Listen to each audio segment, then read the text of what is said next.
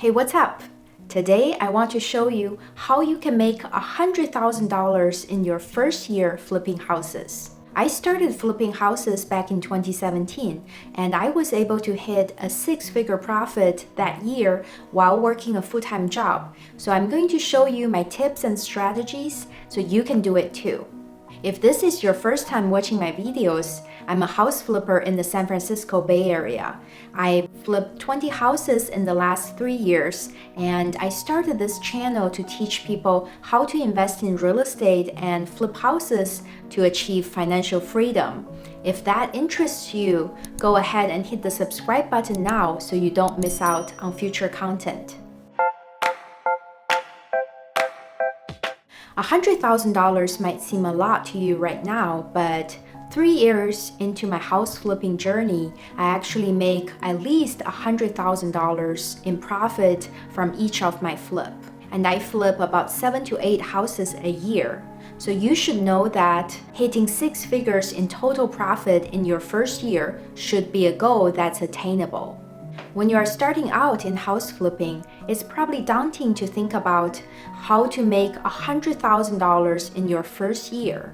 I didn't think I was going to hit 6 figures in my first year either.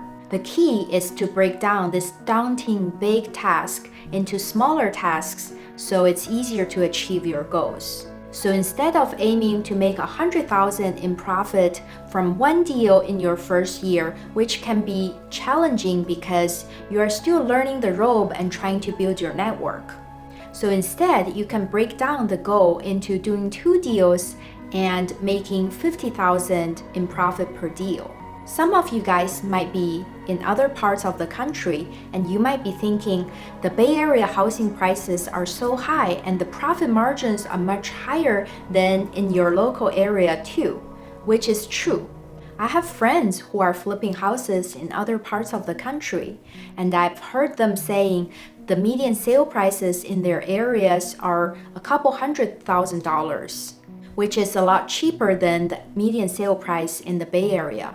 But still, their profit margins are usually somewhere in the $30,000 to $40,000 range. So at $30,000, $40,000 profit margin per deal, you may have to do 3 or 4 deals in your first year to make $100,000, but it's still achievable. So this strategy would still work.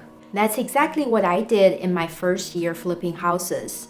I did 2 deals total, and from the first deal, I made $80,000 in profit, and the second deal, I made $30,000. So I made over $100,000 in my first year while still working my 9 to 5. Once you figure out how many deals you have to do and how much money you have to make per deal to achieve your goal, the next step is to work on the 4 elements that are going to help you get there. The first element, partnership. In your first year flipping houses, you are new to the business, so you would want to get as much help from other people as possible. There are many types of partnerships depending on what each partner brings to the table. You can partner with an experienced investor who acts as your mentor and guides you through your first few deals. So the experienced investor brings to the table their knowledge and expertise, and you can bring to the table the deal and maybe the money too. This is how I did my first deal. I found the deal myself, and I also had the capital to invest, but I invited my mentor to partner on the deal so he could guide me through the process and avoid many mistakes. My first deal was such a nightmare. Many things had gone wrong and I had a really hard time. So many times I had no clue what my next move would be without seeking guidance from my mentor. But I still came out with a sizable profit, and I owe it all to my mentor. Retroactively speaking, if I didn't partner with my mentor on the first deal, I probably wouldn't be in business today. So that's how much a partnership with a mentor could help your career. If you want to see how my first deal went down, check out this video. But if you don't have the capital to do your first flip, you can also bring in an equity partner who brings the money to the table. I talked about how you can find an equity partner in this video. The third option is to partner with another new investor to share the workload. While I was still deep in my first flip, I got another deal that was an excellent flip opportunity.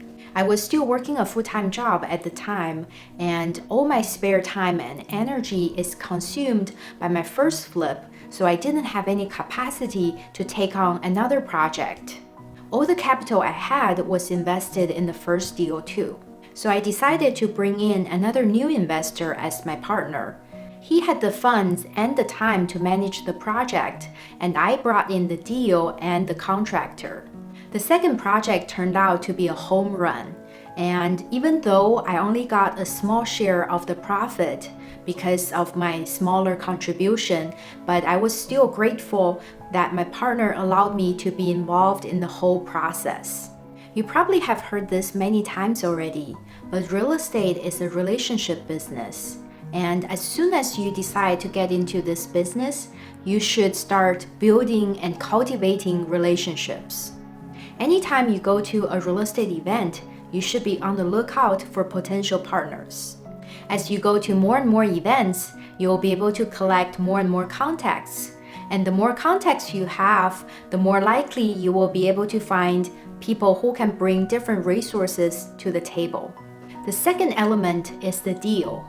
As a beginner, you have to be very careful with your deal selection, and you don't want to just flip any house. I kind of made this mistake on my first flip. As I've mentioned before, my first flip was this Victorian-style home that was over 100 years old.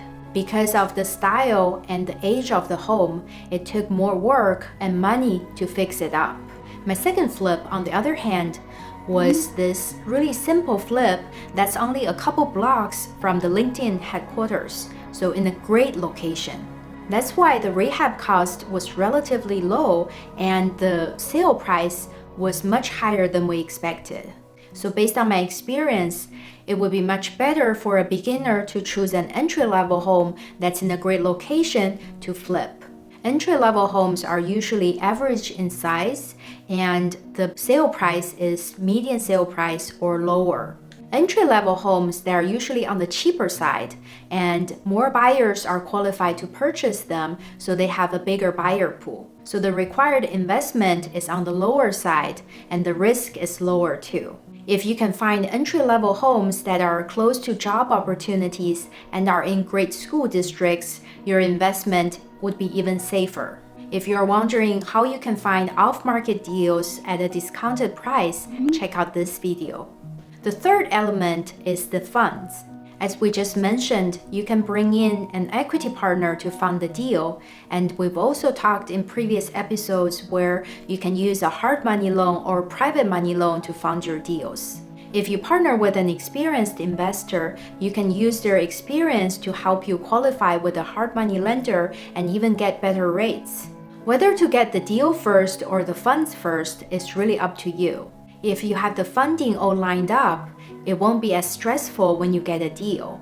But on the other hand, without a good deal, it might be harder for a new investor to secure funding.